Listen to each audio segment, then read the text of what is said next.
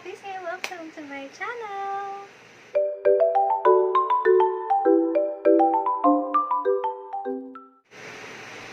So, for today's video, mag-unboxing tayo ng isang product. So, ito na siya. Dalawa kasi to. Yung isa, hindi sa akin. So, unbox natin siya. And habang nag-unbox tayo, don't forget to like, share, and subscribe, and hit the notification bell para updated ka sa aking upcoming videos. Maliit lang pala siya. Kala ko malaki.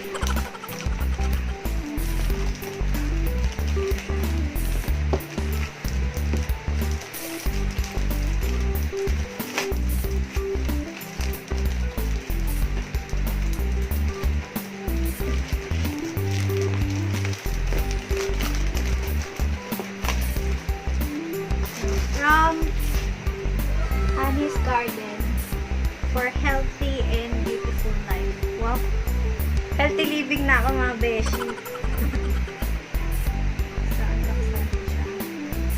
Ayan, sabi, thank you so much for choosing Anie's Detox. Siya, meron siya ng software. Meron siya dito, how to use, ano yung mga ingredients, weight loss, detoxifying, fresh mood, mga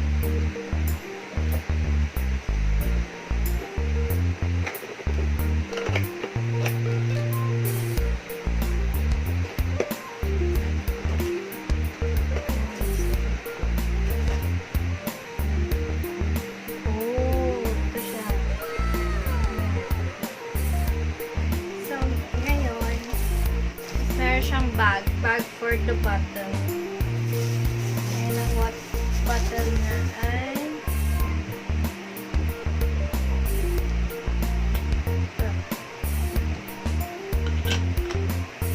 water pongdang. Enjoy Honda Detox. Ayan.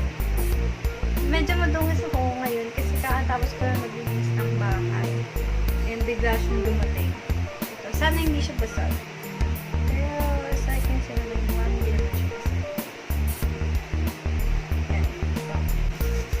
Tapos, ito na. Meron din siyang mga, yung mga flavor, ganun. Real to real, as in dried talaga siya. Dried fruits, flowers, ayun, leaves, mga ganun. Tapos, meron din siyang kasamang straw. 5 straw. And, meron siyang Splenda. Yan, mga sweetener. Yan. Okay din to, Splenda. Ilan to? 5 din. So, eto, nakita ko kasi 28 pieces siya. 28 pieces siya. Tapos, ang Splenda ko 5 lang.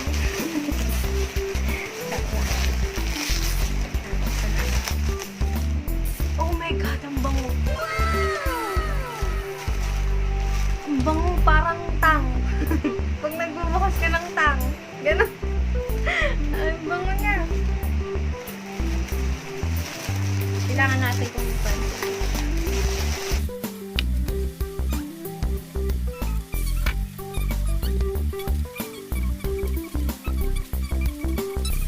May sobra. Mali lang akong bilang. Basta 20. Tapos, meron din siyang, napansin ko lang din kanina. Meron siyang may mga pangalan siya sa, hindi makikita eh. Basta may pangalan siya. Kunwari, ito, nakalagay, ingredient. Carrot, dragon fruit, yun. Japonica. Japonica. Parang flower ata siya. Sige, tapos, try natin siya bukas. Thank you, Anie's Garden. Hindi po siya sponsored, guys. So, balikan natin ito bukas. Tapos, tingnan natin kung ano yung magiging effect. Tapos, ano yung ko kung paano natin siya gagawin. Ayan! Bye! What's up mga kapiske? Welcome back! So, it's another day for us to try the Anie's Garden Detox. Yon. So, ngayon, papakita ko sa inyo kung paano ko siya ginawa. And then, ano yung magiging experience ko or review ko on my first day for the Anie's Garden. So, ito na yung clip kung paano ko siya ginawa. So, as you can see there, meron tayong Splenda, bottle, at saka yung flavor fruit natin or yung dried fruit natin. So, ang pinili ko is the pineapple with lychee and hindi ko alam kung ano yung dahon niya. So, dun sa bottle, tinry ko siya lagyan ng warm water. So, kalahati ng tap water and then kalahati din ng hot water. So, dun ko na siya pinagsama-sama sa bottle. Chinek ko kung magiging okay ba yung bottle kapag nalagyan na mainit. So far, okay naman siya. And then, nilagay ko na ngayon yung ating flavor, which is the dried fruit, pineapple fruit with lychee and leaves. Hindi ko alam yung leaves. So, ayan. Pagkalagay natin, ililive lang natin siya for 10 to 15 minutes. So, sa isang araw, so, since ako, medyo kasi masama yung paharamdam ko. So, ako, ang gagawin ko is, medyo palalamigin ko lang ng konti. Pero hindi naman totally malamig na malamig kasi masakit yung lalamunan ko and sinisipon ako. So, try na natin yung ginawa natin. Pinili ko yun kasi sabi nila, yun daw yung masarap na flavor. So, hindi ko lang alam kung yun talaga yung napili ko or iba. Ayan. Ito na siya. Ayan. So, medyo okay yung lamig niya. Yung warm pa lang. Ayoko kasi yung makakaramdam pa ako ng init. Hindi ko sabi. So, iinumin ko to kasi nakapag-almusal na ako. So, iniinom to or ginagawa siya after meal lang. After meal. Ayan. So, tikman natin kung sarap talaga siya. So far, nagbago yung color niya kasi kanina, ang light lang yung color. So, parang transparent lang talaga siya.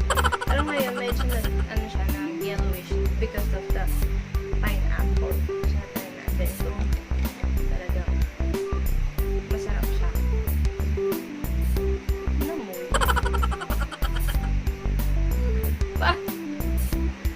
Parang bale, ito yung magiging water ko for the whole day. Sabi nila nakaka-detox, nakakalinis ng katawan. Maganda sana kung meron siya yung tawag doon, yung pangharang dun sa mga tips.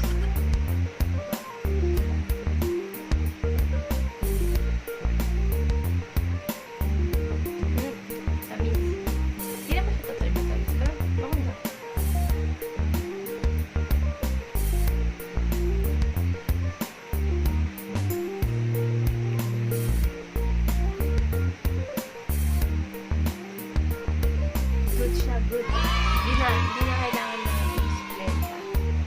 Okay na siya. But, may tamis siya ng mapapaano naman yung katawan mo.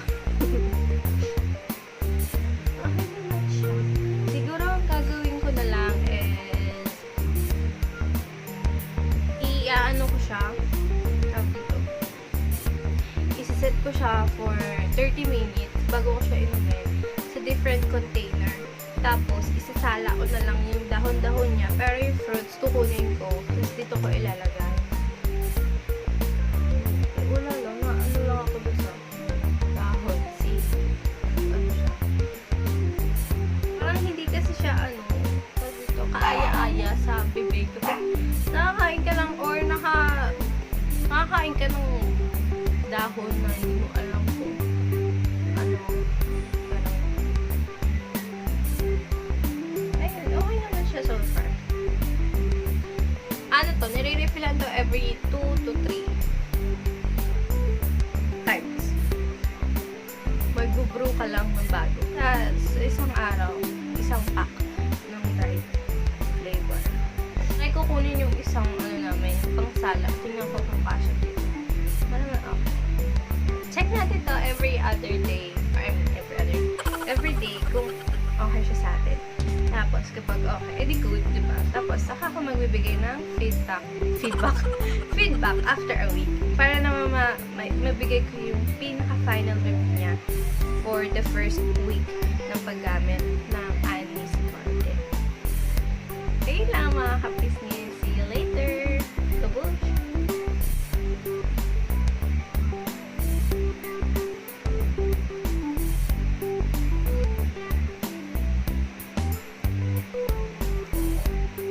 Sarap.